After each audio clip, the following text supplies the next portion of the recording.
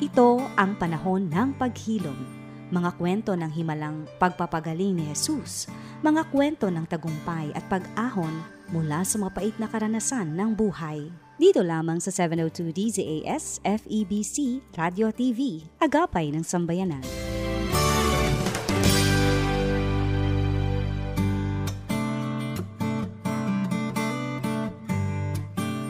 Magandang gabi po sa inyong lahat at hello world! Kayo po ay nakikinig sa panibagong Saturday night edition ng ating programang Sa Panahon ng Paghilom, kung saan pinapakinggan ang inyong nararamdaman dito lamang sa 702 DCAS FEBC Radio TV.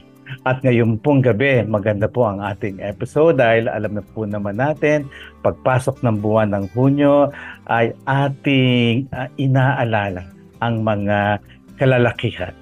What is the good of being a man at ano yung dangal bilang isang lalaki. So ngayon pong Hunyo ay pinag-uusapan natin yan at tonight ay tricky pero talagang malaman kung paano ang isang lalaki na spiritual, religious, good boy, talagang hinahangaan, tinatanggap ng marami ay pwedeng hindi naglalarawan ng isang makadiyos na pagkalalaki. At titignan natin yan at mamaya papakilala po natin ang ating panauhin. Pero bago dyan, syempre, gusto ko munang pakilala sa inyo ang kilala nyo na syempre ang aking co-host ngayong gabi, si Miss Carmen Go Vargas. Good evening po mga kaibigan. Good evening Benji. Thank you for having me again tonight. At syempre maganda na naman ang pag-uusapan natin. It's always a blessing to be here. And ang prayer ko, lalong matulungan natin ang mga kalalakihan yan, para maunawaan ang ating minsan mga toxic na reality. At ano nga yung title natin, Benji? Toxic masculinity. Kapag sabing toxic, maraming unhealthy o hindi malusog na nakakabalandra sa ating magandang kalusugan. So, gusto natin tignan ito and for our guests, maintindihan din natin yung pinagdaanan niya. Pinsan pinagdadaanan pa rin kasi I think marami sa mga kalalakihan, though they want to do well and right, nahuhulog pa rin sa mga, minsan ganon, yung tukso ng what is happening around them. Ayan. So, yung cultural misconceptions on manhood, gusto nating tignan yan ngayon. So yun, ikaw na magpakilala sa guest natin. Ito, mamaya na. Gusto ko lang din tanungin, when you say toxic, sabi mo nga Benji, na ito yung mga bagay o pangyayari sa ating buhay that gives us stress. Yung one thing gusto natin gawing tama pero hindi natin magawa. May kanta yatang ganyan na. Tapos yung buhay natin, instead na masaya tayo, lalo tayo nahirapan. Yung iba hindi naman nila sinasadya, I think. Pero ikaw ba, toxic ba ang buhay mo, Benji? Well, lahat naman tayo may bahaging malusog, malinis, at may bahagi din na hindi malinis. So, as long as we live in this imperfect world, ay talagang meron tayong mga bahagi ng buhay natin na kailangang maayos, malinis, at makadama ng paghilom. That's what this program is all about. No? You know, Carmen, siguro ang ating mga listeners, baka mag-tune out yung mga kababaihan, sabihin nila, panlalaki naman pala yung episode, hindi ko kailangan yan. No? Pero sa totoo lamang po, alam naman natin, no? What happens to our men ay makakaapekto sa ating mga kababaihan at sa buong lipunan.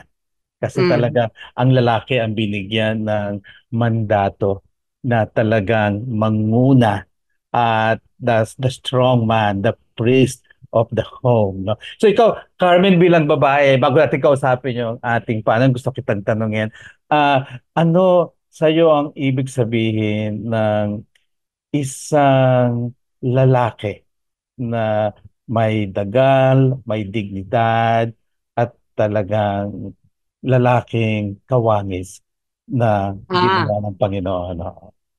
Siyempre, unang-una may takot siya sa Diyos. Mm, Gusto ko yung connected siya sa Panginoon para nang sa ganon, the way He will take care of our family and our relationship as husband and wife, naayon din sa Panginoon. Pero siyempre, walang perfect. Kahit mahal mo yung tao at nagpapakabait din ako, alam ko, minsan naiirita ko siya, so nahihirapan din siya. Pero ang gusto ko sana, if I will have a perfect husband, which will not really happen, na maging perfect siya. Pero gusto ko sana yung nga, una, mahal niya ang Diyos. Pangalawa, He wants to bring me closer to God. Kasi kung close siya kay Lord, magiging close din mm, ako kay Lord. mm, Secondly, gusto ko, a man na kung sino siya na nakita ng tao, I mean, yung pinakikita niya sa tao, kung mabait siya, masipag, pagmahal, ganun din siya pag kami lang. Masipag, mapagmahal, malapit sa Diyos. Gusto ko yon. Siyempre, meron din mga bagay na hindi naman niya isisiwalat sa maraming tao. Pero yung what you see is what you get. So, hindi siya nagtatago. Wala siyang ikakatakot kung makikita siya o makakausap ng mga tao.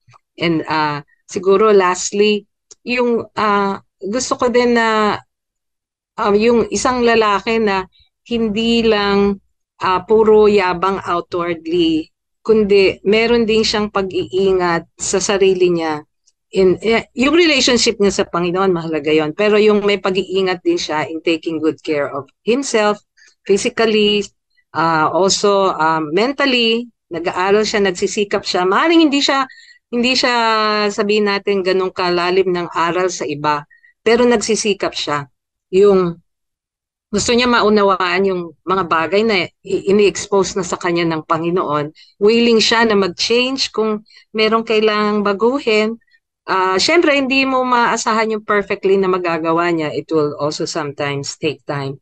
Pero yun, natutuwa ako sa ganun. Kaya, well, ewan ko pa yung ibang standard ng ibang babae, pero sa akin, if una, close siya kay Lord, tapos ilalapit niya ako sa Panginoon. At kung sino yung nakikita ng tao sa labas, yun din siya sa pagkamilang privately.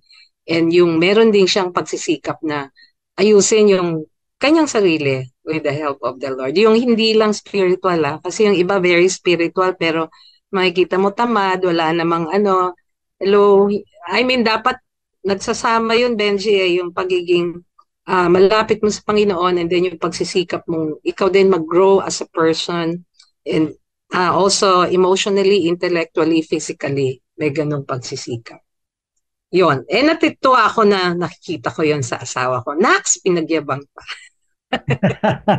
Yun. Siyempre naman, no? Oo So, naman. talaga, ang ganda ng sinabi mo, Carmen, na talagang pagka may takot sa Diyos, mag-flow na yon. Yun talaga foundation, yung takot sa Diyos. Na pag meron nun, ay talagang He will think well, He will feel well, He will do well. Mm-mm. No? Siya mag-aagos yun mula doon sa pundasyon na may takot siya sa Diyos. Talagang hindi pwedeng may takot sa Diyos tapos tamad, no? Tapos hindi pwedeng may takot sa Diyos tapos walang integrity na iba yung public sa private life. No? So, Mm-mm. yeah, that's really good. Sige, papasadya natin, Carmen, yung standard na gusto mo. Parang mataas So, yata. Why not?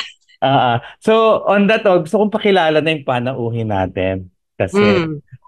ako'y naniniwala, he is one man na talagang may dinaanan niya kung ano ang ibig sabihin ng maging isang lalaki at ano yung sugat ng maging isang lalaki.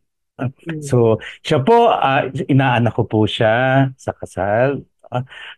He's a father of one beautiful daughter, married to M. Joy, at siya po ay isang pastor, at siya ay coordinator po namin ngayon ng aming ongoing na 20-week Living Waters. No, if I would describe this man, one of the Mm. few men that I really respect. Na no nonsense man. Talaga, he No really, nonsense. no nonsense guy. He really talks with sense at kita ko to sa lalaki na to na walang tapon na salita. Mm. So, let's all welcome Nestor Muga. Ayun. Hello po. Hello, Magandang Nestor. araw po sa inyong lahat. Ninong correction lang po. Hindi po ako ordained pastor. So, yun lang. Para lang po ano. Pero, yeah, I really do Mm.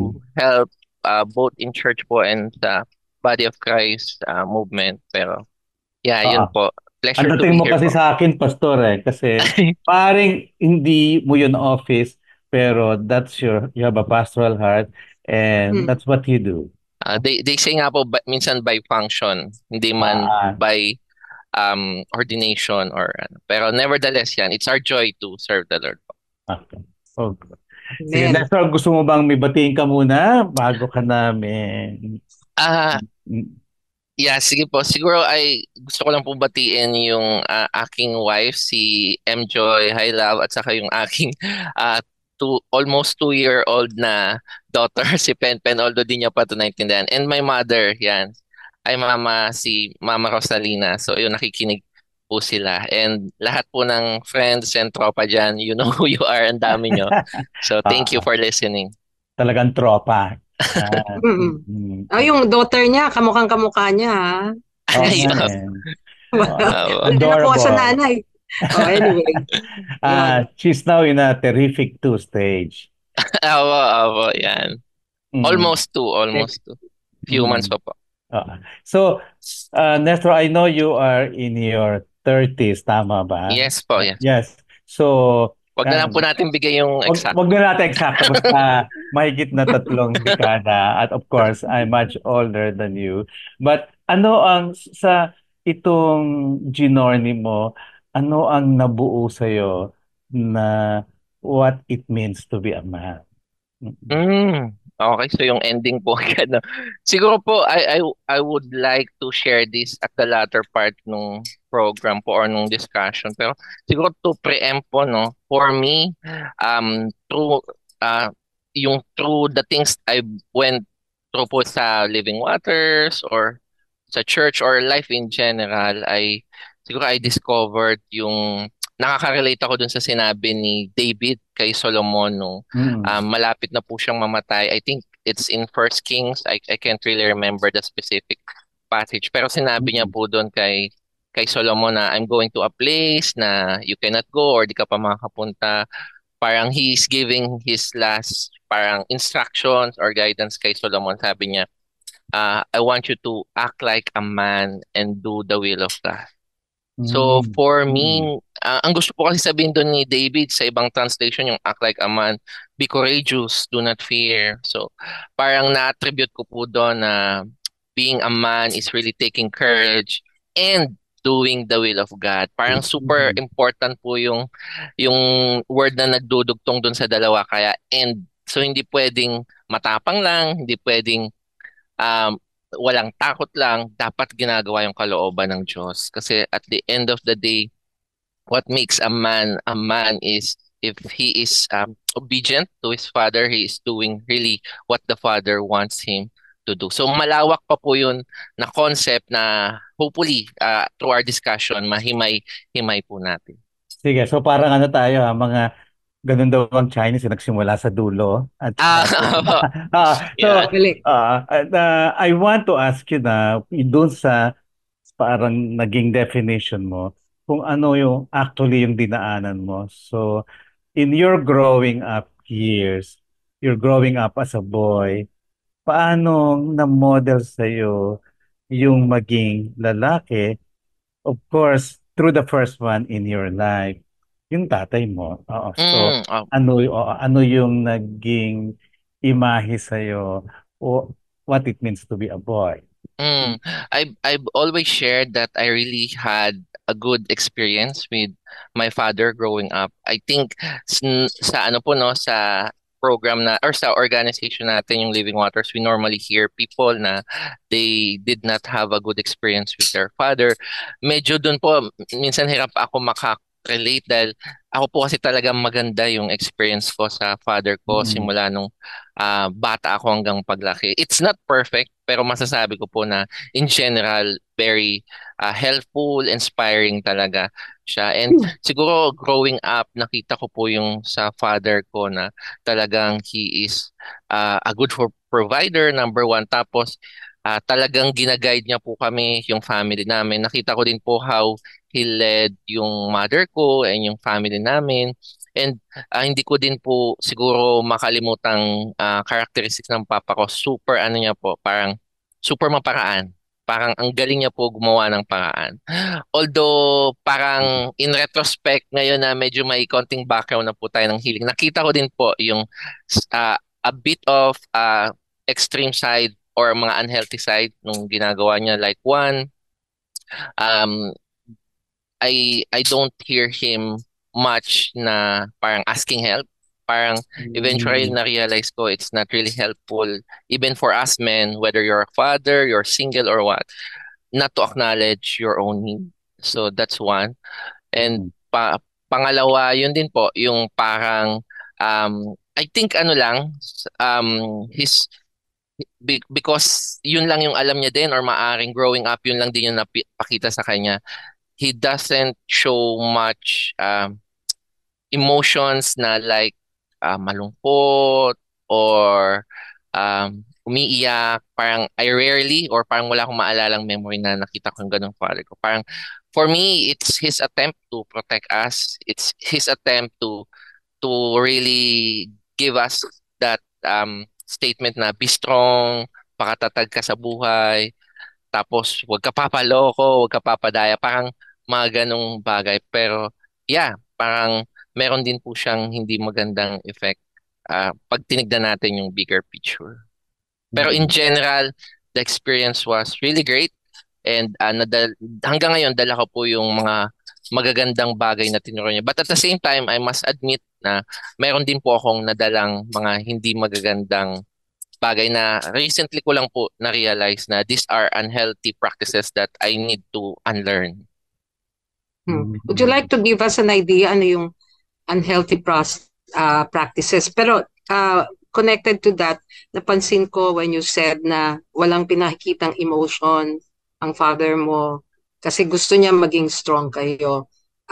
Can it be one of the effect na nangyayari sa iyo ngayon? Can you share with us more of that? Yes. Siguro po yung pinaka-evident na nakita ko yan sa father ko nung nagkasakit po siya. Mm. My father passed away po nung 2014 and I'm sharing this with the permission of my mom. Yun po, ako po yung nag-alaga sa kanya. I resigned from work kasi pabalik-balik po siya chemotherapy sa hospital. Siguro po for 2 to 3 years na sinasamahan ko po siya, never ko pong nakita yung father ko na nag-open up sa akin, anak, I'm struggling, I'm lonely, I have cancer, I'm going through this chemotherapy and all.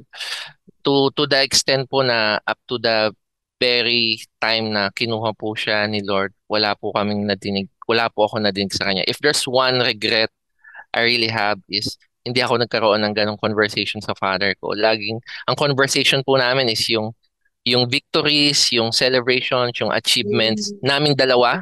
Siya po sa work, sa buhay. Ako naman po sa school, sa trabaho, sa ministry and all. Pero parang missing element po pala sa akin yon ngayon growing up na parang I need to hear how a good father would be able to express his need or how he would ask for help. So, nadala ko po yun hanggang ngayon kasi part din po nung um, brokenness niya, maaring unaware po siya or unconscious siya, is yung pagiging, ang term po natin sa Living Waters, yung messianic, yung talagang tutulungan niya po lahat. He will overextend, he will go miles to help people Mm. to the detriment of his own health, own finances, and yun, yung own, ano niya po, being. Yun. Oh, Nestor, nung shortly before he died, natanong mo ba siya kung ano ang pakiramdam niya na may sakit siya, na terminally ill siya, Mm. na nagkaroon ba siya ng discussion sa'yo about feelings niya? Natanong mo ba siya tungkol?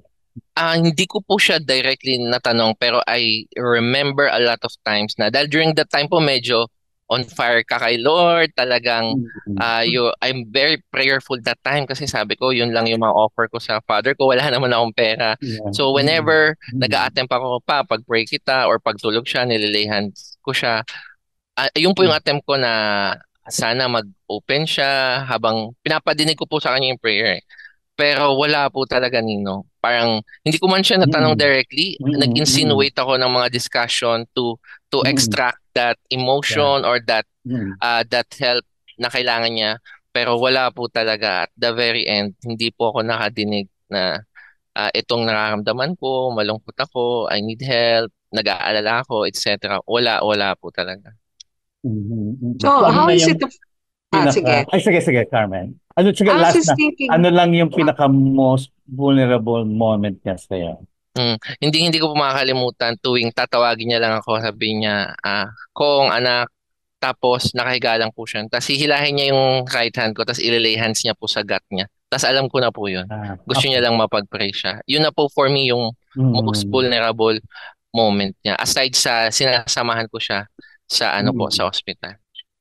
Sige gusto Carmen. kong matanong yung, balikan ko yon parang, how is it affecting you now in your present life as a husband, as a father? Kasi sabi mo, hindi nag-open ng mga, we will say, ugly emotions, puro victory, Mm, kasi siyempre gusto ka ring i-protect. Pero how is it affecting you now as a husband and a father dahil hindi mo narinig yung mga ganong salita sa iyong tatay na ipag-pray mo ko, masakit Mm. ito, kasi I went through this. How is it affecting you? And if it's really affecting you, how would you have wished nag-open siya? Paano ka mm. sana natulungan? Yeah. Yan. Actually, even before becoming a father or a husband na nakita ko na po yung effect nun kahit nung single man pa lang ako serving the Lord or sa workplace or sa bahay. Ang Mm. effect po sa akin nun, una nakita ko na parang ang noble nun, parang at the Mm. very end, my Mm. father, alam ko po genuine yung desire ng father ko na wag na kaming mahirapan, wag na namin siya isipin. Alam ko po Mm. may ganong level ng um, authenticity yung pinapakita ng father ko. Pero siguro yun nga po, alam natin na medyo may, ano din po yun, bordering din po yun sa pagiging unhealthy. So yung experience ko po is, ako din, nung una, parang lagi ko na lang po inuuna yung iba. Lagi ko na lang po na parang secondary na lang yung need ko. Parang, sige, okay, ako na lang yung mahihirapan, ako na lang yung mag-a-adjust. I'll make sure other people, bago pa po ako nito mag-asawa at magkaanak, uh, I'll make sure yung church, yung work, yung family, ako na lang po mag-a-adjust, ako na lang yung mahihirapan, ako na lang yung mapapagod. Just to make sure everyone is okay. So, ayun, ganun ko po siya Mm. nakikita ngayon. Mm. And ngayon naman pong ano na ako, father na ako and asawa. Siguro ang effect po sa akin noon, una yun din, parang nahihirapan ako mag-express ng emotion sa asawa ko. There was one Mm. fight Yeah. na naalala ko po, hindi ko makakalimutan, madaling araw to. I'm sharing this also with the permission of my wife, na nag-away kami ng wife ko, tas ang sinabi ko sa kanya noon, ano,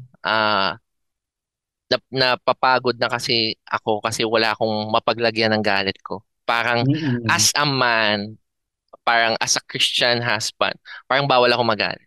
Parang hindi Mm. pwedeng awayin yung asawa, hindi pwedeng magpakit. Parang hindi ko pwedeng i-express sa asawa ko yung mga bagay na gusto ko talaga sabihin, yung mga frustration ko, whether towards her or towards people related to her at saka yung mga ginagawa niya sa family namin. Pero yon in general, sabi ko po talaga, di ko, parang sasabog na po ako, yun lang yung sinabi ko na wala kasi akong paglagyan ng galit ko pag magkaaway tayo. Kaya, yun, I resorted to a lot of things, bukod sa sexual stuff, nag-detach, nag-withdraw, And yun, dun po pumapasok yung sinasabi ko, Ate Carmen, na na-mention niyo po, there's this pride, there's this detachment, withdrawal, and disconnection po, and disintegration sa sarili ko bilang lalaki. Mm. Mm. So parang you're resorting to other means para mawala yung anger mo o yung frustration Opo. mo. Kasi So you it's go either, through. yeah, to release the tension ng anger, gagawa po ako ng ibang pleasurable stuff. Or magdi-disconnect po ako or magnanumb altogether dun sa mga bagay na yun.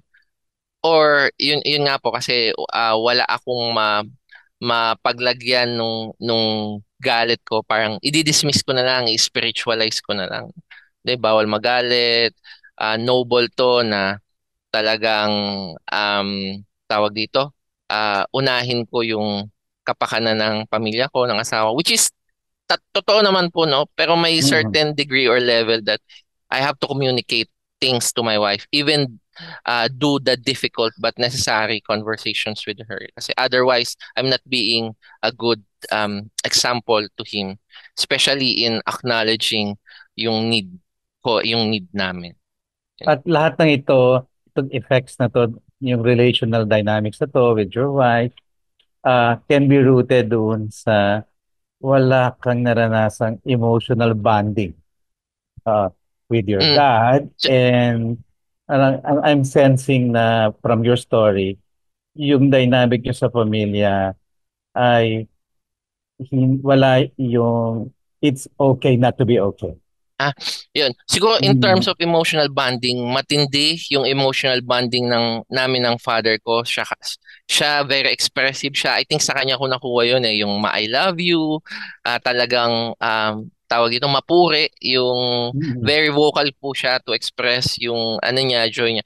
Pero siguro yung naalala ko yung tanong ni Ate Carmen kanina, ang regret ko po is hindi ko po nadinig or nakita yung father ko i-demonstrate paano pag siya naman yung may problema, siya naman yung nanghihina. Yun yung hindi ko po alam, wala po akong idea. There was one instance na I'm still going through parang psychotherapy and spiritual direction. My therapist mentioned na up until now, Nestor, you're looking for a masculine voice na magsasabi sa'yo ng what to do. Otherwise, you will not ask for help. Hindi mo alam, hindi mo mapangalanan ano ba talaga yung nangyayari sa'yo. Tingin ko yun din po yung isa sa naging effect nung sa father ko. Kasi yun nga po, very rare na nakita ko po siya nag-express ng need niya whether sa mother ko or sa amin, sa family. Yeah, naisip ko lang, Benji, the reason why kailangan ding ma-express sana nung tatay niya noon. Kasi naiintindihan ko yung sinatanong mo emotional bonding. Ang emotional bonding nila was always beautiful. Sabi nga ni Nestor, satisfied siya doon. Kaya lang with the emotions, hindi lang palaging masaya. Ang naging kulang is, yung paano kung may hirap, it would have taught, naturuan na din si Nestor, paano ma-deal yun, paano ma-express ng maayos yun sa kanyang asawa. I'm right. Tama, yes, no? So, correct po. And is it okay? Yun yung sinabi niya. Is it okay for a man, for a husband, for a man in the house na to have those needs, to be vulnerable and to be exposed dun sa mga areas na yon. So, may openness for compliments, openness for victories, openness for achievements, pero walang same openness for pain, for hurts, and even disappointments. Oo, Yes, naisip ko lang, our Heavenly Father allows us to go through pain kasi He wants to also teach us how to be able to deal with the pain. Kasi kung naalala ko lang yung pagkaang halaman, puro araw, sun, and we represent that with happiness. Natutuyo din. Kailangan may ulan, merong pain para mag-grow. So yun yung nakita ko na nagkulang sa side ng father mo, even if he wants to do good for you. Diba? So I think marami sa Pinoy, basically sinasabi ko Pinoy, no? ang toxic reality, kailangan masaya ako, lalaki ako, Mm. kailangan strong ako, ganyan-ganyan. Mm. So, are you strong, Nestor? I, I, I used to think na ganun po, Mm. Ate Carmen, pero I realized, yes, may times I can say that I'm really courageous, I can initiate, I can speak order sa chaos, but there are times na takot po ako. May times na I don't know what to do, may times na I need help, and may times na I'm yun nga, yung I'm weak, parang hindi ko alam yung gagawin. So, yun po. Mm, Oh, mm, and since you grew up na wala kang narinig na voice of authority telling you kung anong Mm, gagawin when you are groping for direction, no?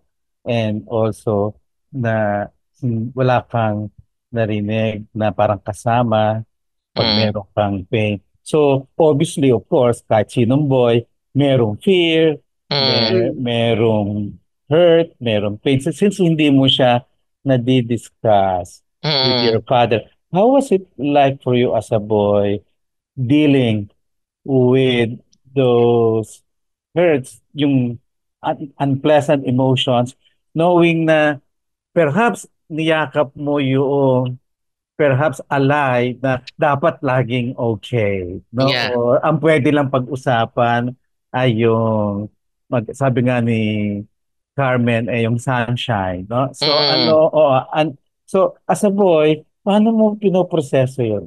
Apo. Mm. Doon po papasok yung ibang elements ng toxic masculinity, no? Kasi growing up, parang Mm. aside po doon sa upbringing, doon sa influence nung father ko, may epekto din po yung culture at saka yung Mm. mga environment kung saan po ako lumalaki. So specifically po no yung mga kaklase ko no. Yun nga po growing up hindi naman ako kasi parang yung sa topic nga po natin toxic masculinity if I'm not mistaken yung po yung tipo na kailangan aside sa hindi nagpapakita ng negative emotion, ng emotion na parang yun yung malungkot and all parang isa pa po dyan yung astig lagi, Mm. macho, Mm. Mm. tapos I don't know if tama yung definition ko, yung lapitin ng girls, maraming babae, etc. Parang ganun po. Ano. Mm. So, growing up, hindi naman po ako ganun. Kasi parang I'm happy with, ay nga po, dahil may enough parang for the lack of better terms supply sa family, ng Mm. affirmation, ng love. Pag lumalabas ako, ano lang, I just want to play with friends, masaya naman ako. Parang, nung una, hindi naman po ako nag-resort to alcohol. Parang, hindi ko kailangang i-portray yung pagiging astig. I'm not saying pag astig ka, there's something wrong with you. Pero during my time, especially sa circle ko po ng bata ako, parang yun yung normal, isa sa evident na projection ng mga may problema either sa family or sa sarili. Parang, they have to tough enough, they have to alam mo yon resort to drinking alcohol, resort to violence, Mm. resort to mga bagay na magpapakita na matatag sila, astig sila, matapang sila. Pero deep inside, those are toxic masculinity, toxic practices kasi attempt lang nila yon to really band-aid yung band-aid solution lang po nila sa nangyari. So sa akin po, nung una hindi ko po yun sinusundan kasi nga okay naman ako. Pero Mm. since eventually tumataas po yung degree na kailangan ko mag-express ng feelings and hindi naman po Mm. yun katulad nga nung nasabi ko normal in a sense parang tinry ko yung ginagawa nila what if mag-inom din ako magbarkada din ako maging astig din ako so lahat po yun na Mm. experience ko din po no yung term nga nila yung ABS-CBN alak bisyo sugal cabaret beer house nicotine so may Kabaret talagang mga dekada o 90 pa yan, 80. aba, yan. Mm. And during those time po kasi, syempre mas matindi po ng mga siguro no, sorry Ninong, excuse me ng mga panahon ninyo, no, mas matindi po Ah. yung stigma sa mga SSA or sa mga um, kapatid na nag-struggle sa kanilang gender. Pero nung time din po namin, Ninong, naalala ko, 90s or early 20s, parang ano po yan, lakas din ng stigma sa mga SSA or effeminate yung galawan, pananamit, or yung body Mm. Oo. structure. So, Ako parang hindi naman po ako maporma, yung sakto lang kasi nga good boy nga po ako, 'di ba? Pero nag-attempt po ako na sundan lahat 'yon. Just to ano ba 'to? Parang baka ito yung means for me to be able to pacify yung mga bagay na hindi ko ma-express. Kasi nga walang alternative eh, hindi ka pwedeng mag-express eh.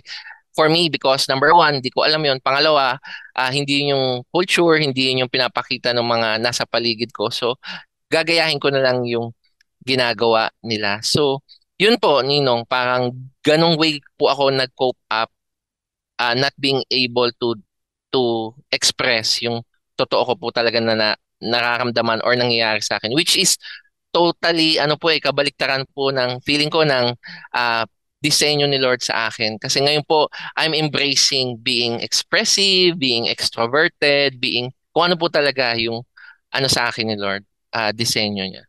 Well, alam mo, By the Carmen, way, sa kwento yung ni... SSA, klaro ko lang kasi Ay, opo, ang SSA, same-sex attraction. opo. So ito yung mga ah, bakla, tomboy, yan, same-sex Mm. attraction. Okay, sige Benji, sorry.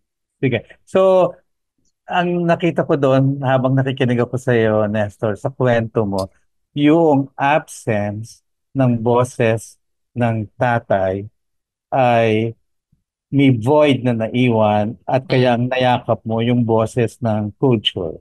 No? Mm. Mm. Oo, yung na ABS-CBN. So, Mm. alak, babae, suga. So, yun yung hindi na-define sa'yo ng father mo what it means to be a man. Mm. At hindi niya na-model in a both strong and vulnerable way. Mm. Kaya yun yung, siyempre, maingay yung kultura, yun yung may acceptance. Kaya nakita ko doon ka pumunta.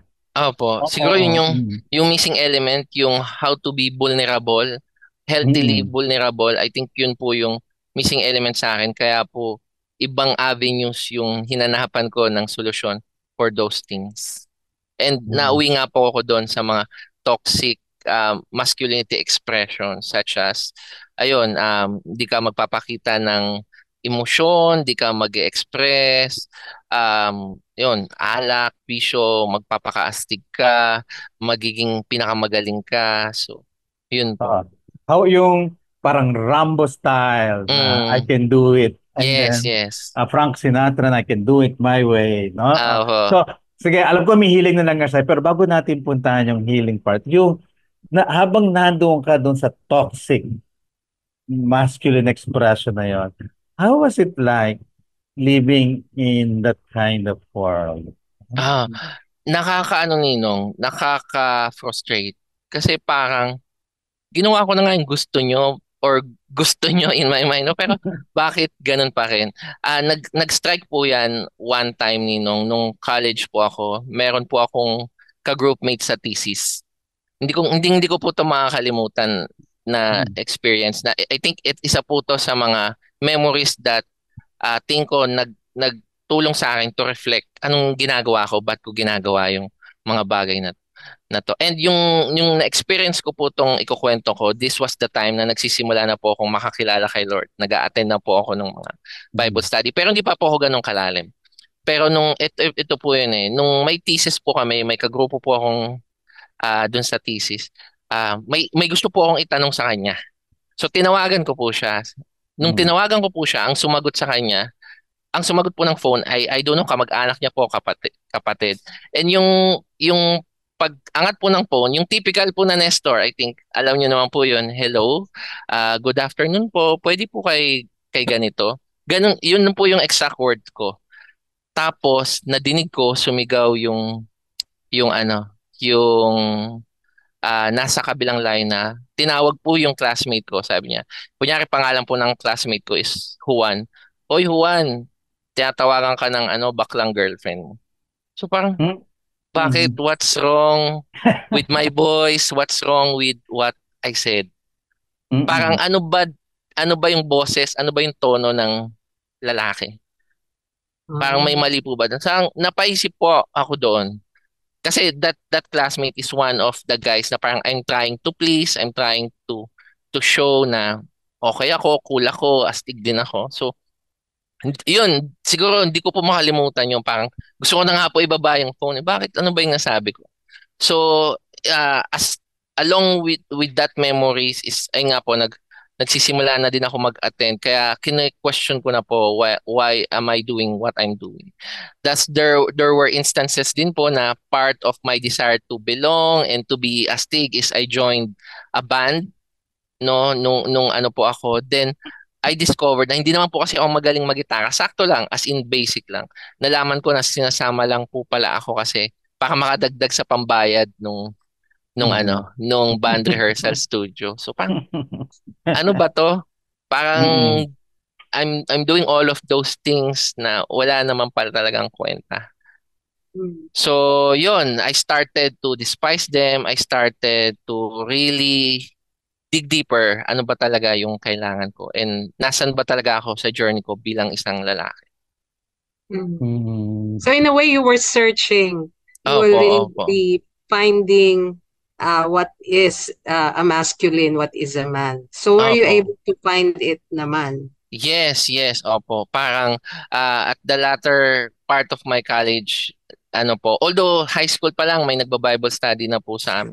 Pero nung sa college po, doon po ako nakakita or doon ako naka-experience ng community, uh, both men and women na parang di ko po kailangan i-explain yung sarili ko. Parang di ko po kailangan ipa-approve yung actions ko, yung words ko, yung mga pinapakita ko. I can be vocal kasi very ano po ako eh. Siguro during that time I can say may bordering po ako sa pagiging annoying, madaldal, pero really I'm really very expressive. Nga po parang extroverted talagang I'm comfortable speaking, I'm comfortable sharing my thoughts, my emotion. So nung naramdaman ko po dun, hala, parang ano na pinapakinggan ako Parang sa iba po kasi parang hindi ka papansinin, iiwasan ka. Pero sila, they listen to you, they really see through your emotions. At parang naramdaman ko po na parang safe. Yun, eventually, dun ko po na let go yung mga toxic masculinity expressions na ginagawa ko. And yun, long story short, yung kanina yung na-share ko, dun ko po na-discover eventually na ito pala yung disenyo ni Lord sa akin bilang lalaki. It does not necessarily need to conform to what the world or the culture says. In fact, sabi nga ng isang passage, di ba, do not conform to the pattern of this world. Parang na-connect ko po siya doon na hindi ko naman pala kailangan gayahin yung ginagawa ng mga barkada ko or ng mga lalaki sa paligid ko just to feel belong or just to feel more manly. Ganun Oh. Mm. po. So yung kwento mo kanina na Mm, narinig mo sinabi na ito na yung baklang girlfriend, no? mm, Tapos gusto mong maging astig ang dating mo. mm. So nagkaroon ka ba ng doubt na mukhang hindi naman astig yung dating ko sa kanila, no? Opo. And I wonder kung yun nagsimula yun, o naging bahagi yun ng proseso mo na ah, am I being seen as not enough man, or ito Mm, bang ginagawa ko is not really working kasi iba yung nako-communicate ko. And I wonder kung nagsimula yun sa iyo ng proseso na talagang yung sinabi mo nga, nako, ayoko na nung napagod kang mag-conform to mm. oo to Yeah. what Yeah, yeah. that's one Ninong. Parang feeling ko no matter what I show, parang there's something in me na parang will not look parang manly sa mundo, Mm-mm. sa ibang tao. So parang bakit ganun? Kailangan ko ba yon i-let go? Eh paano kung yun talaga ako? I enjoy being like that. I enjoy who I am. So kailangan ko ba talagang i-let go yon? So dun po talaga nag-start na parang nag-contemplate ako na am I doing the right things just to be a man, parang ganun po. And I remember ninong di ko pala na-mention dun sa call na yon. Gusto ko na po siyang ibaba pero siguro dahil nga wala akong boses, wala akong way to express my parang di ko nasabi na sino yun? Bakit ganun yung sinabi niya? Nadinig ko yung sinabi. Wala po akong ganun. Alam mo po, Mm-mm. nagtuloy lang po ako na parang wala nangyari. Kinausap, kumbaga nagpatay mali siya lang po ako. Pero disappointed po ako noon, galit na galit po ako noon. And Mm. from that Mm. point, nag-disconnect na po ako from that guy. Tinapos lang po namin yung project and all. Pero yeah, parang I felt na no matter what I do, I will never be man enough to my circle, to my classmates during that time. So, yeah. Usually, ang standard natin talaga, nasabi mo rin, Nestor, it's the world. Mm, Kailangan comply, kailangan mm, makigaya tayo to be accepted and to be able to go on and move. Pero mm, I remember in some of our teachings, sinabi ni God na we were created in His image and we are a mm, good gift. Na mm. sa akin ang dating doon, we don't need to parang always please other people. Yeah, yeah. So, Mm, ang question ko is, sa yung experience ngayon, you join Living Waters. Naalala kita nung tayo classmate tayo, magkita sa Ate Carmen. Tagaytay Oo. 2015, sabi niya, "Hello po, Ate Carmen Go Vargas."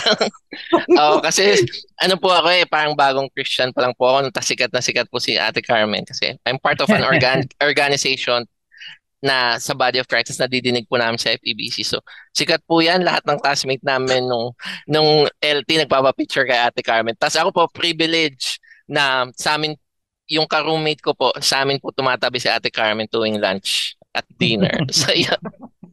And then natutuwa ako sa iyo na how I met you before 2015 and now you're continually growing. So ngayon, ang tanong ko nga was if you before followed the standard of the world, you are now following the standard of God. Pero bago mo sabihin yun sa amin, paano mo nakilala ang Living Waters? I mean, who invited you? Yeah, I attended once parang retreat camp po, I think 2014 po yun. Then yung dating coordinator po ng men's ministry ng Living Waters, isa po siya sa speaker, si Kuya Noel, he is with the Lord now. Then yun po, yun po yung first encounter ko from someone from Living Waters. I shared with him yung aking brokenness, yung aking struggles. And then sabi niya lang, after this retreat, let's meet sa Manila. And yun po, the rest is history. I joined the men's ministry and 2014 and up to now na nasa Living Waters po. Wow, it's been 10 years, no? Yes. So, alamin natin, we will call for a break at sa ating pagbabalik ay aalamin natin ang itsura ng pagiging good boy ni Nestor at kung paano siya napagod doing that at higit sa lahat paano niyang na-encounter si Jesus as his healer. Yan. Sa muling pagbabalik sa panahon ng pag-heal.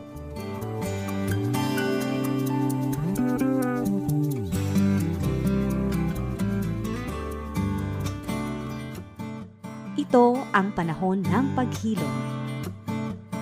Magandang gabi muli sa inyo mga kaibigan and we're glad nandito kayo to join us at maunawaan ano ba ang toxic masculinity. Ikaw ba ay toxic na? Ikaw ba ay masculine o feminine? Pero sana po masamahan nyo kami at mas maunawaan pa natin ang ano ba ito. Ako si Carmen Go Vargas and kasama ko siyempre ang National Director ng Living Waters Philippines, si Benji Cruz. Good evening, Benji. Hi, good evening Carmen at magandang gabing muli sa mga nasa Pilipinas na nakikinig. At hello sa iba't ibang time zone ng buong mundo. Yes. May mga gawain tayo, di ba, na upcoming. Can you share with us, Benji? So, sa June 10 po, lahat po ng nakikinig na naging graduate ng Living Waters program mula pa ho ng 2002 at mga nakasama sa iba't ibang teams ng Living Waters, nag-minister sa Living Waters, ay gusto po namin kayo imbitahan, magkakaroon po ng equipping on how to really build a strong team by deepening our healing na na-receive natin sa Living Waters. Ito po ay gagawin sa June 10 at magsisimulang magbukas ng alas 5 ng hapon sa gagawin po sa opisina ng Living Waters sa Mandaluyong. Tawagan niyo lamang po kami for details, 571-3904 or mag-email sa info@livingwatersphilippines.org. Again, that's info@livingwatersphilippines.org. Libre po ito at wala po itong bayad. Pero kailangan Wow. po naming malaman kung kayo po ay darating, no? Like kung Yes. hindi po ay wala po kayong makakaing hopya doon. Yan. At meron po kaming isang public conference na gaganapin sa July 12, Friday, alas 9 ng umaga hanggang alas 9 ng gabi. Ito po ang Growing in the Prophetic. No? Lalo na po, living in the last days, paano po natin malalaliman ang ating discernment na naririnig natin ang Panginoon at hindi ang boses ng kultura or even ng mainstream media. Na alam naman po natin, we live in an age na ang truth ngayon ay depende na kung sino ang may narrative at hindi talaga objective truth. No? And so, we need to be discerning. We need to grow in the prophetic knowledge of the Lord. So, ito po yung tungkol sa, yan po ang conference na ito, Growing in the Prophetic, July 12, 9 a.m. Gaganapin po sa King's Court, Makati, at ang ating po mga speakers na manggagaling sa Ireland, si Malte, sa Germany, si Daniel, at sa Singapore, si Davidis. So, from 3 countries po yung ating speakers. So, for more details, tawag lamang po kayo sa Living Waters office or mag-email sa amin. Okay? Meron pa isa sa June 4 to 10. Leadership training, tama ba? October. October. Ay, June. Sorry, mali ako. October. Saka na natin yun, kasi baka maramihan na sila. Para matandaan muna nila yung June and July. Okay, sige. And going back, ang guest po natin ay si Nestor Mugat Jr. At siya po ay coordinator namin ngayon sa flagship ng Living Waters. Good evening muli, Nestor. Ay, good evening po. Shoutout po sa lahat ng team sa flagship, pati po lahat ng participant na umate. Wow. Yeah. Alam mo, pagka si Nestor kausap mo, ang ganda ng nagiging talakayan. No? Kasi talaga mula sa puso no? So, pinag-uusapan po natin with Nestor yung kung paano naapektuhan yung pagtingin niya sa sarili niya bilang lalaki. From his growing up days with his dad hanggang sa sinasabi ng kultura, ano ba ibig sabihin ng maging lalaki. So ngayon, Carmen, gusto kong tanungin si Nestor, nakwento niya kasi na nakuha niya sa father niya, which is a good thing, to be noble, to be good, no, na tumulong sa iba, no, kahit na nahihirapan na rin siya. At hindi niya sabihin kung ano, yung bang mas umaten sa pangangailangan ng iba kahit na i-ignore niya yung sarili niyang pangangailangan. So gusto kong marinig kay Nestor, maraming nakikinig na Kristiyano na narinig ko yung good boy, and dating good. No? Is it really good? Ano ang isalarawan mo nga sa amin yung naging buhay mo trying to be a good man for others? Yun po, Ninong, as I've shared kanina, part po siguro or element po nung desire ko to parang please people or to meet yung standard ng mundo or ng culture is to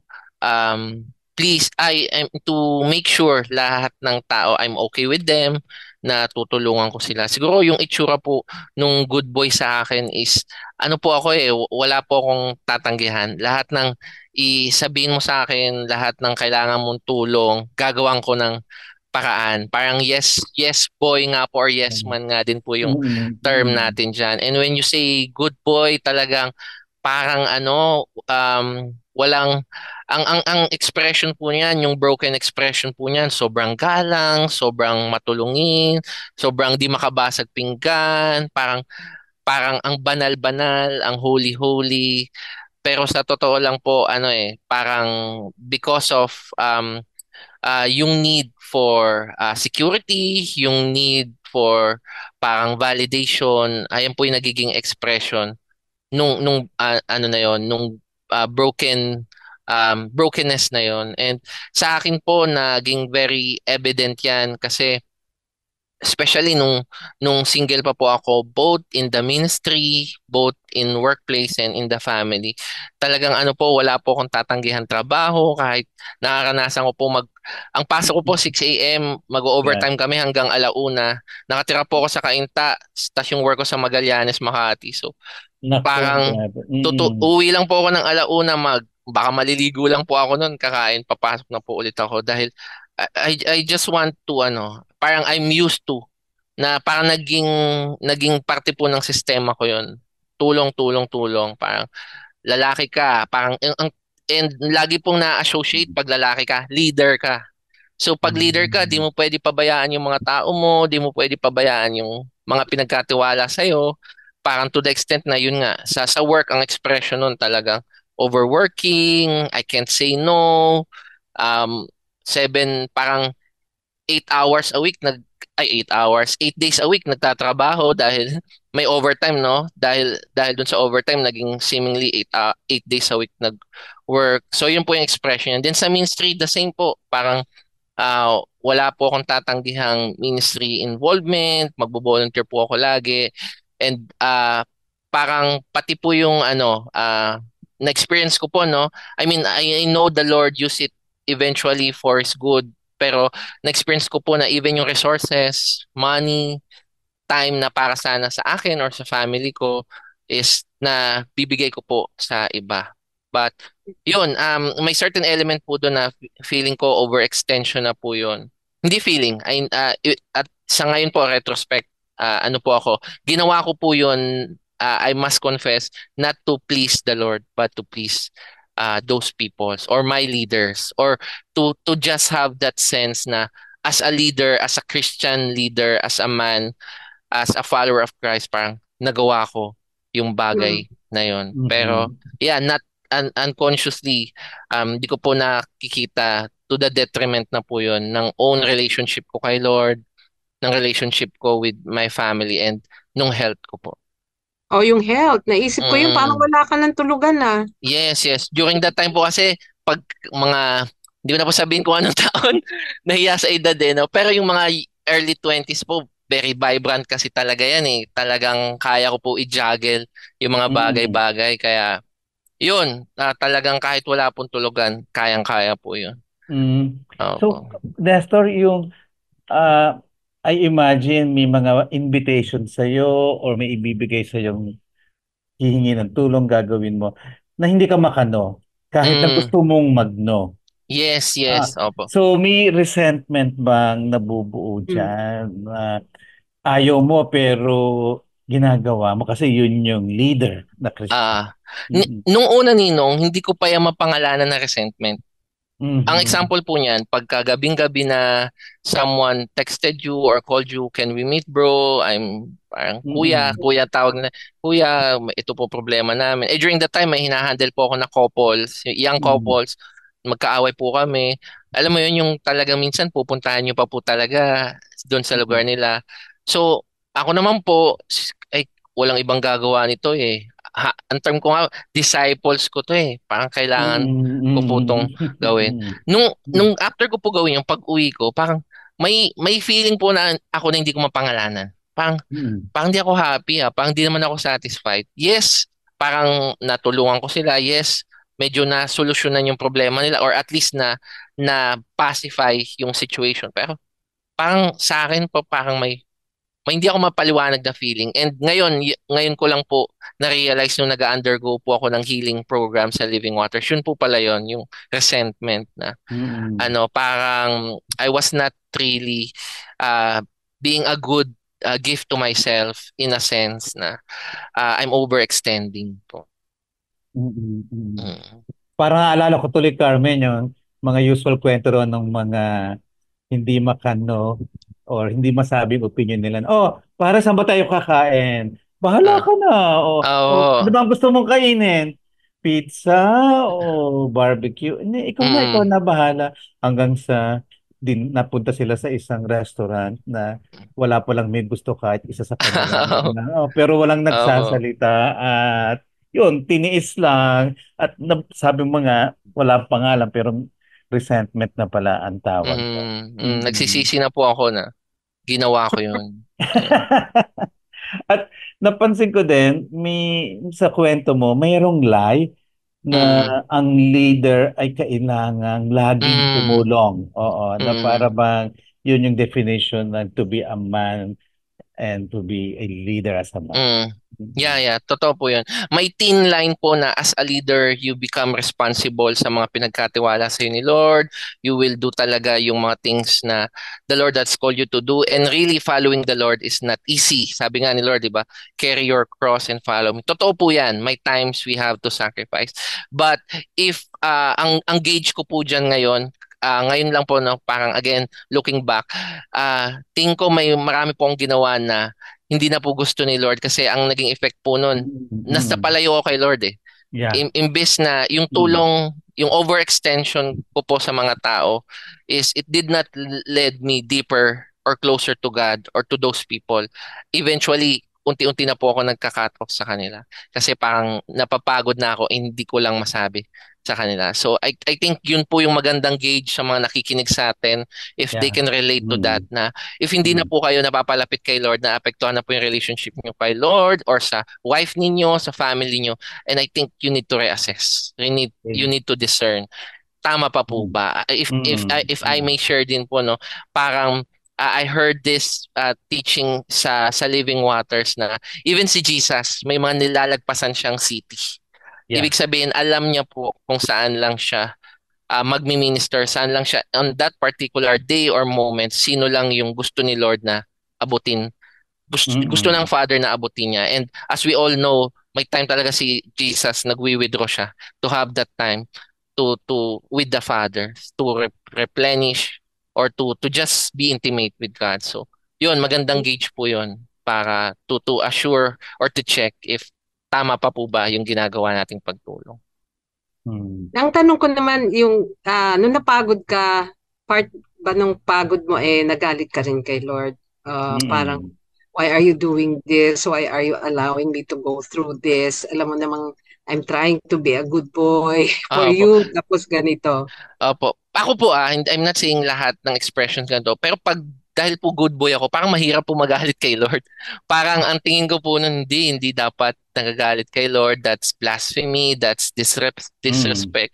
Siguro hindi ko po directly na-express yung galit ko kay Lord. Siguro yun nga, aside sa resentment, naramdaman ko po na unti-unti na akong nagwi-withdraw, unti-unti na akong lumalayo sa church, sa mga tinutulungan ko, and eventually kay God.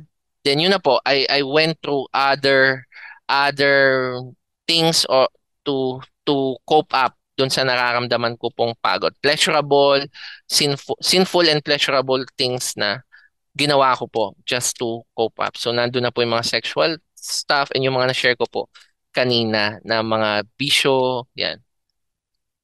Vices. So you also went... Yeah, sige, please, Carmen. Go ahead. Naisip ko lang, parang nag-add lang ako na, so you went through pornography? Yes, I went through vicious cycle of pornography and masturbation, sexual fantasies, also gambling, computer games addiction. Those yung po yung mga time na single pa po ako. So and also relationship with women, yung ganoon? Yes, opo. Yung having hindi naman po official na girlfriend parang ano lang po, yung flirting, emotional Mm. emotional adultery, parang ganun po. Yung Mm. pa-fall. Opo, yun. Uy, may alam na si Benji sa mga term ng mga Gen Z, Gen Z. Wow, Ninong, trying. natututunan mo na. Naghanap lang ng opening para sabihin. So, Nestor, this became addictive for you. Itong sexual, porn, Hmm. gambling. Opo, pag lalaki ka po, especially for me, and I hope may makarelate din po na pag lalaki ka po, wala ka pong mapaglagyan nung sama ng loob mo, nung Yes. pagod mo, Mm-mm. nung mga bagay, yung hinanakit mo sa buhay, and you're not used to expressing it, or at least nirepress mo, hindi mo sinasabi. Magiging addictive po talaga yung Yeah. mga bagay na yan. Yung sex, actually lahat po ng addiction talagang, yan po yung magiging ano ninyo Oo. parang Mm-mm. magsusustain sa inyo Oo. just to, whether to numb the pain talaga or Yes. yung mga bagay Yes. na yun. Pero Mm-mm. talaga, Ninong, naging autopilot ko po yun na Mm-mm. pagod ako, pak, sexual scene. Pagod Mm-mm. ako, pak, alcohol. Parang matic po siya, Ninong. I felt Mm-mm. resentment. I felt parang, alam mo yun, I overextended. Matic po yan. Pupuntahan ko po yung mga bagay that will ease yung mga ganong feelings ko po na hindi ko ma-express. And as a So, man, we're meant for valor, Mm, for courage, for adventure, no, for yes. we're wild at heart, as one mm, writer said. So, pag hindi na fill up yung heart na yon of that good stuff that Mm, God wired us as a man, merong kung may void, may mm, vacuum, mm, hindi pwedeng wala lang, no? So mm, ayun na, nilagyan mo natin siya ng sex, ng porn, ng gambling, no? Kasi parang may sinisigaw yung puso natin na we are meant for this, but it's yeah. not being filled up, no? Correct po. Mm. Yun po, mm. parang So, mga unhealthy alternatives po natin. Oo, right. mga Mm, false substitutes for that mm, honor and Gano, dignity and intimate relationships, no? sorry, ang tanong ko lang, gaano katagal mong ginawa yon? And Mm. connect mo na doon sa what change? May mm. Yeah. nagbago ba? Mm. Pagod ka na ba? Mm. Sinungaling po ako, Ate Carmen, Ninong, if sinabi ko na up to now, parang hindi na yon parang nangyayari sa akin. No? I would have to admit that there are still times na pagka talagang hindi ko ma-handle yung mga nangyayari, whether sa family, whether sa me. Lalo na, Ninong, you know my experience nung Mm. pandemic. Alam mo yon Mm. relational, financial, and etc. Mm. Talagang I felt parang hindi lang po ako, hindi lang lalaki, parang feeling ko hindi ako tao. There's something wrong, there's something lacking in me. Mm. So, yung haba po nung struggle, I can say na hanggang ngayon na-experience ko pa rin po siya. Ang difference lang po is I am significantly healed from many of those things. And meron na po akong healthy alternatives, or actually di nga po alternatives healthy places and safe spaces kung saan pwede ko po dalhin yung aking struggle, pwede ko po dalhin yung aking pagod, pwede ko po i-express yung aking need. And although nag-struggle pa rin ako dun sa thoughts na minsan I overextend, minsan I do things to please people. Ang laking bagay lang po na because of my experience kay Lord through the living waters, talagang naging aware po ako, oh, parang ano na, I'm pleasing people na, oh, I'm overextending na, oh, I'm going beyond my boundaries na. So, ayun po siguro yung difference sa akin ngayon.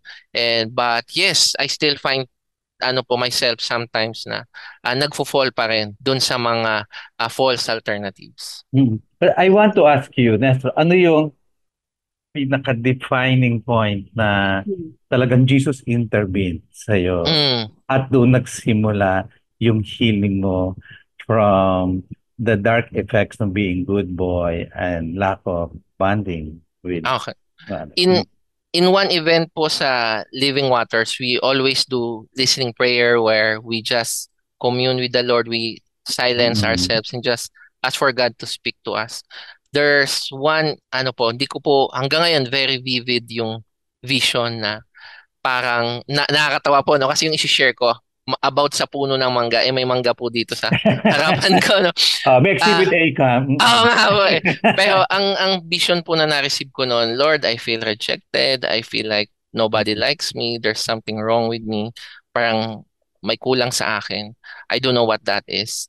And I always please people. So yun, parang yun lang yung dinala ko kay Lord. And in a vision, pinakita sa akin ni Lord sa listening prayer na tinawag niya lahat ng tao.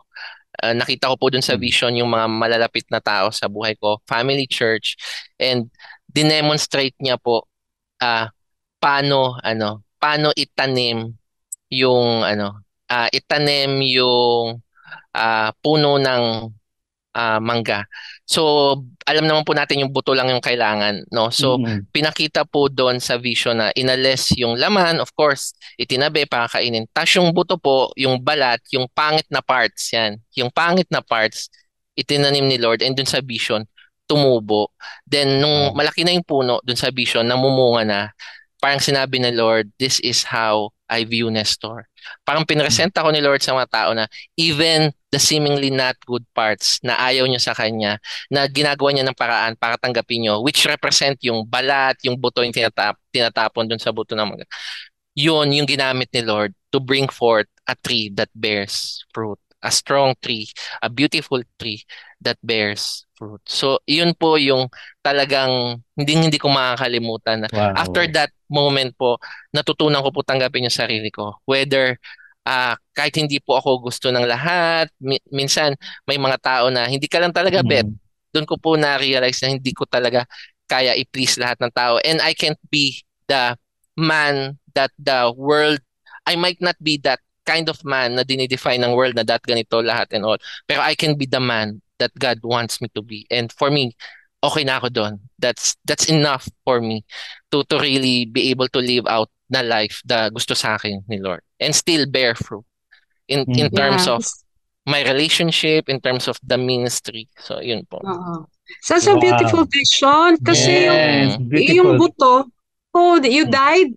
Di ba? Pag Mm, tinanim, kumbaga binaon ka, nilibing ka na. Pero mm, instead na mawawala ka lang, just like mm, that, bumunga. And yung opo, bunga niya, ang daming nag-enjoy sa bunga opo. ng mangga. And nag-speak din sa akin din yung balat kasi Ganda. normally tatapon lang natin yan eh. Parang Yeah, for me, oo. ako tinatapon lang ako ng ibang tao, they just reject me, ayaw nila sa akin kasi itong ugali ko na to or Mm. personality ko na to or ganito ako magsalita or ganito ako So parang for me, na-appreciate ko yun na hindi lang yung buto, pati yung mga ibang parts na ayaw ng tao, ginamit ni Lord to bring Wow. forth Mm. that. And it reminds me of that scripture na Mm, unless a seed falls sa Yes. mm, ground and dies, it will not grow into a mm. beautiful plant and bear much fruit. Yeah, and that Oo.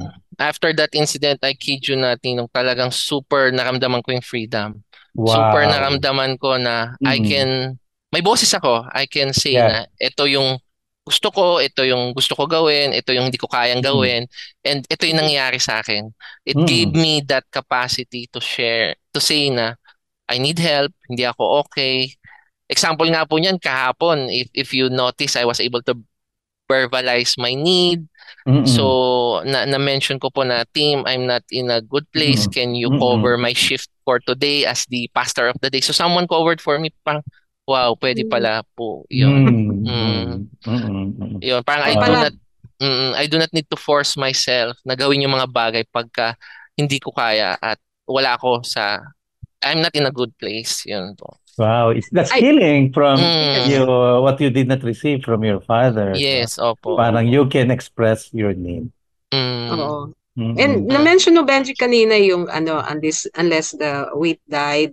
Yung sower din, the sower, yung mm, mga Mm. tinanim and naitanim o nabaon dun sa good soil. And I believe the good soil is God Himself. Kaya mm, nag-grow Yeah. ka into many fruits na ngayon, nabe-bless kami. You being our Mm. coordinator, we're also mm, being blessed.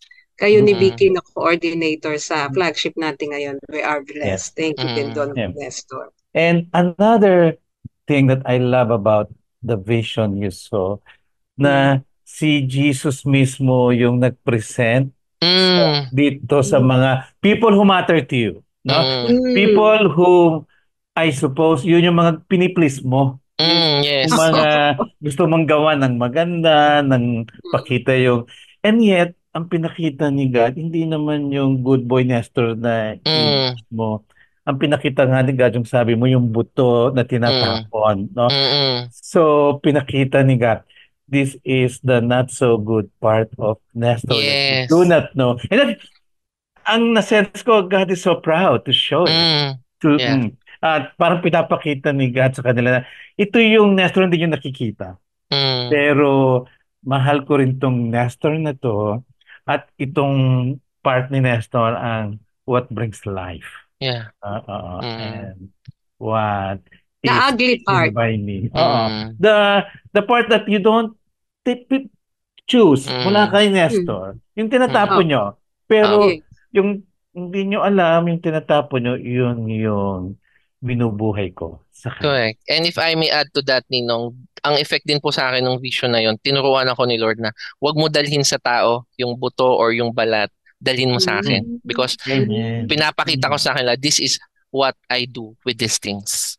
Mm. So, parang because of that, natutunan ko po talaga na yun nga, I'm okay, I'm complete in the Lord. It's just that I sa kanya dapat ako pupunta, sa kanya ako lalapit. Hindi ko dadalhin tong frustrations ko, yung need Mm. ko, yung desire ko for validation sa kanila, kundi kay Lord para talagang makita ko yung full extent ng anong kayang gawin ni Lord despite the seemingly unpleasant parts of me and yung mga hindi pa healed entirely or sa mga parts na hinihil pa ni Lord sa akin during that time. Mm. So after that encounter with Jesus, ano ang nakita mo effect mo na sa pakikipag-relate? At tulad nga ng sabi mo, kagabi, na-express mo na yung need. Ano pa yung nakita mong fruit of that healing for you? Siguro sa ngayon po, especially sa season ko bilang tatay, kinausap ko po yung wife ko. Parang Mm. sinabi ko po sa wife ko na I love you so much, mahal ko kayo ni Pen Pen, pero the only way I can take care of you is if I can take care of myself. So I explicitly asked my wife for a time na ako lang, na alam mo yon, and I extended the same to her. Although Mm. yun nga lang, sa ngayon package sila dahil breastfeeding po yung wife ko. So lagi niyang kasama yung baby. Ah, So I'm trying to help where I can, pero I'm trying to make way na may time din siya. Pero ako, personally, I told her na ayun, please give me some time alone where I can feel myself, whether it's for the yeah. ministry, whether it's just Mm. relating with other men or socializing or just fellowshipping. So very supportive naman yung wife ko po doon. And siguro another effect is ngayon yung sinabi ko po sa inyo before na kanina na nagiging away namin. Ngayon na-express ko na po sa wife ko na Mm. it did not sit well with me na ito yung pinakita mo o yung sinabi mo. Pero parang nagkaroon po kami ng healthy dynamics doon. And siya din po, nakakapag-express siya sa akin without me feeling na hindi ako good provider, hindi ako mabuting Yeah. asawa, hindi ako Mm. mabuting tatay. So, that's one sa aspect po nung marriage ko. Then sa naman po sa ministry, yun, sa last parang date namin ni Ninong Benji na kwento ko to na Mm. natutunan ko na po mag-no sa lahat ng invitation. Hindi po lahat ng invitation. I do not scatter myself too thin kasi magsasuffer po Yeah. all areas of my life. So may mga Mm. invitation po sa akin to lead this ministry or be a part of this ministry pero I said no po muna. Kasi for now, ito lang po yung kaya kong i-commit kay Lord without the detriment ng iba ko pa pong commitment, whether personal sa family or sa ministry. Kaya So ako, that's Carmen, pagka nadadama ko na magno si Nestor, hindi ko na ino-off. opo, opo. Pero Pero tuwan-tuwa ako na nag-yes siya to coordinate Living Waters. opo, Oo nga. opo. So no-brainer po 'yon, parang talagang lagi po natin sinasabi sa Living Waters, hindi lang tayo nag-give, we also receive even as we lead yung mga ganitong program. Pero another thing din po is siguro sa family, ang laking bagay po sa akin ngayon na before po kasi nung single ako, Parang okay lang ako gumastos and it's my prerogative, my discretion. Sige, ako na lang gagastos ng ganito, uuwi kami ng Mm. Mindoro, ako na lang gagastos. Wala namang problema sa akin yun. Pero ngayon po parang natutunan ko na po to create a discussion with my siblings na uy, meron tayong Yeah. gastos, ganito. Can Mm. we, alam mo yun, mag-share tayo. Nakakatuwa lang po na Mm. parang ngayon na didistribute po namin yung load. Lahat po kami life-giving yung ginagawa namin for the family. Parang na-attribute ko po doon yung we were able to acknowledge na wala, medyo tight yung budget ngayon ng brother ko or ng sister ko. Sige, ako muna mag-cover pero the next instance kayo naman. Mm. Yung mga ganong dynamics po, feeling ko effect po yun sa akin nung nakita ko po na okay lang to ask for help. Okay lang if I do not have it all together. Okay lang kung hindi ako yung magiging, sabi nga ni Ninong, okay lang kung hindi ikaw yung gagamitin ni Lord to help this particular person. Mm. So Very those true. things really, really, life-giving po siya.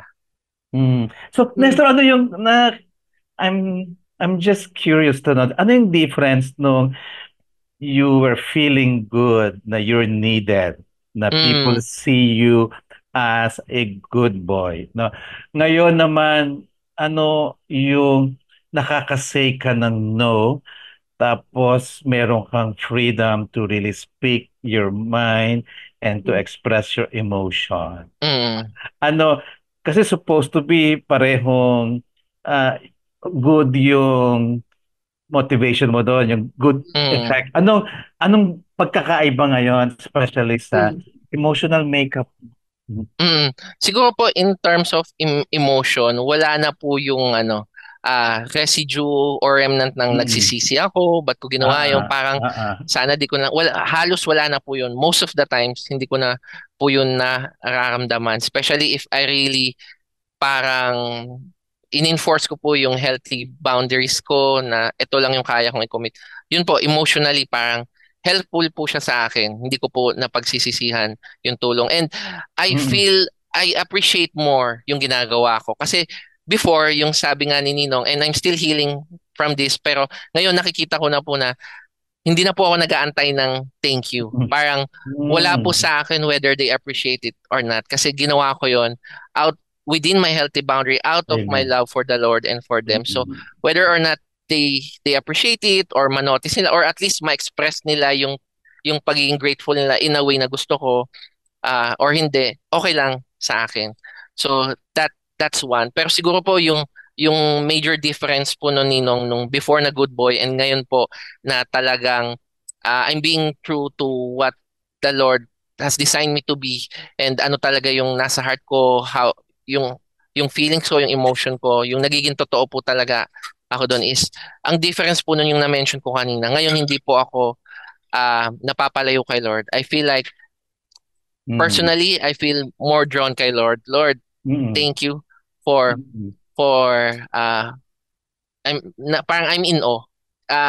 In even in the flagship Mm. program, if I may share, um, nakita ko lang, hindi ko pwedeng sabihin of course yung mga background ng mga ini-interview ng mga Mm. participant, pero nakita ko lang na habang nag-i-interview ako ng participants and naririnig ko yung stories ng mga na super grateful ko lang kay Lord na Lord, thank you. I'm part of what you are doing to this person.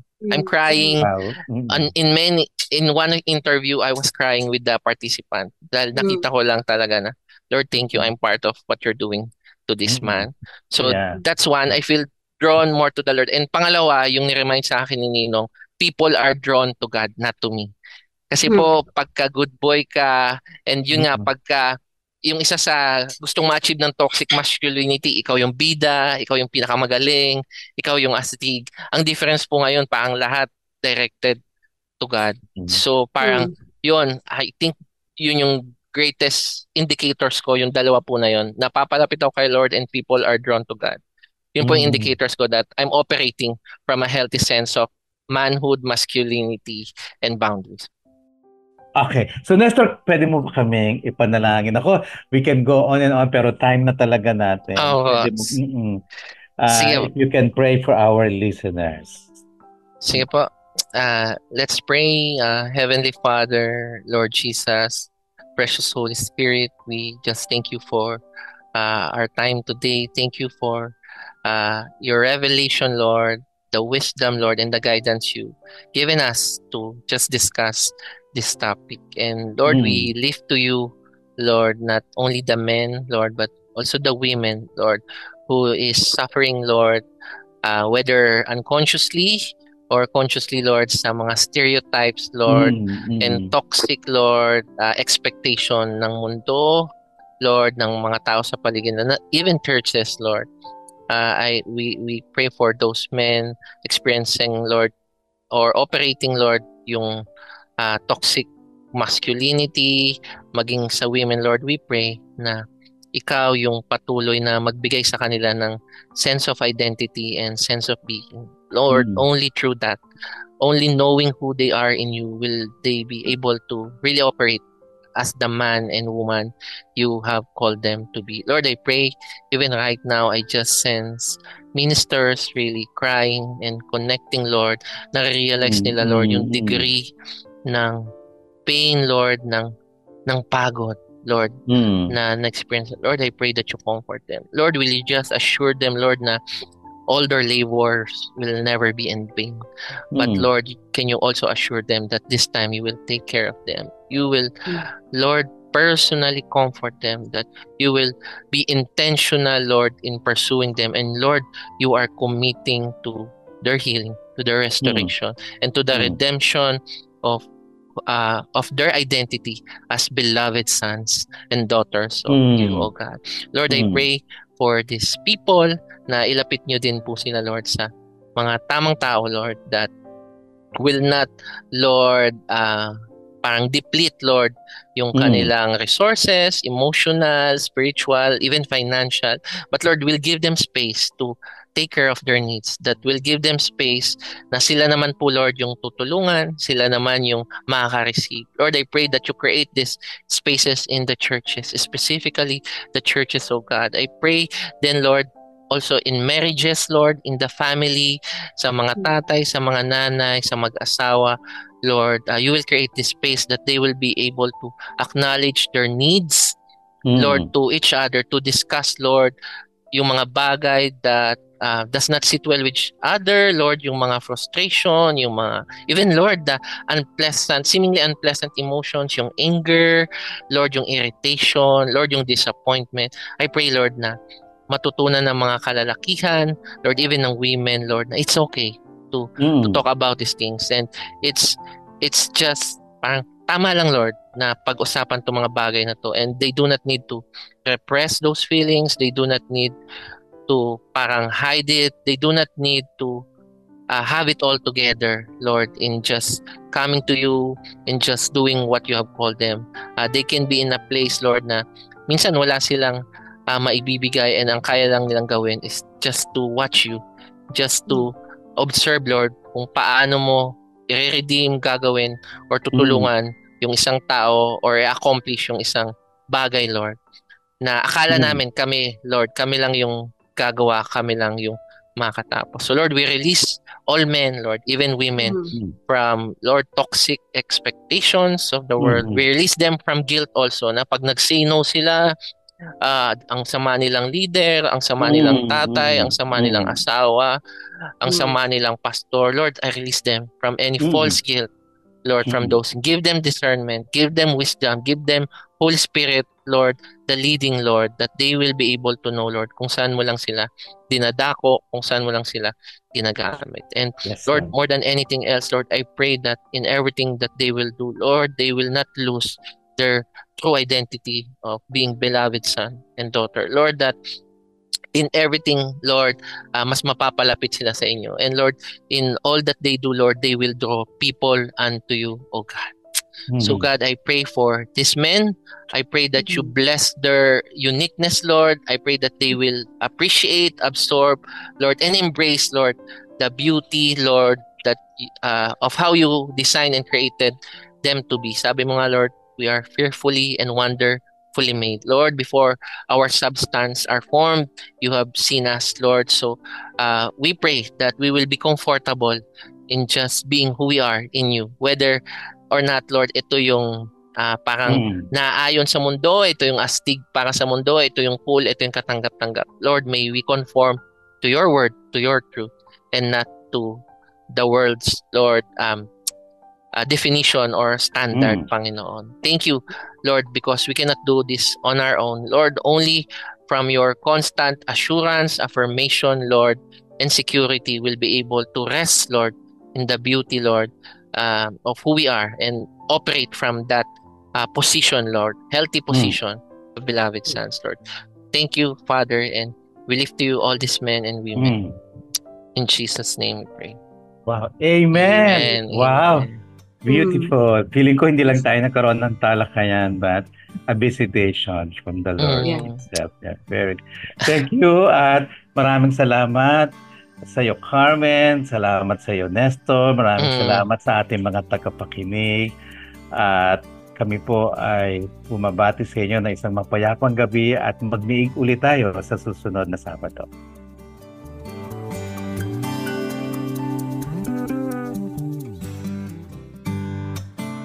Iyong napakinggan ang mga kwento ng buhay na hinilom ni Jesus sa kanyang tamang panahon. Hanggang sa susunod na Sabado sa programang Panahon ng Paghilom. Dito lamang sa 702 DZAS FEBC Radio TV, Agapay ng Sambayanan.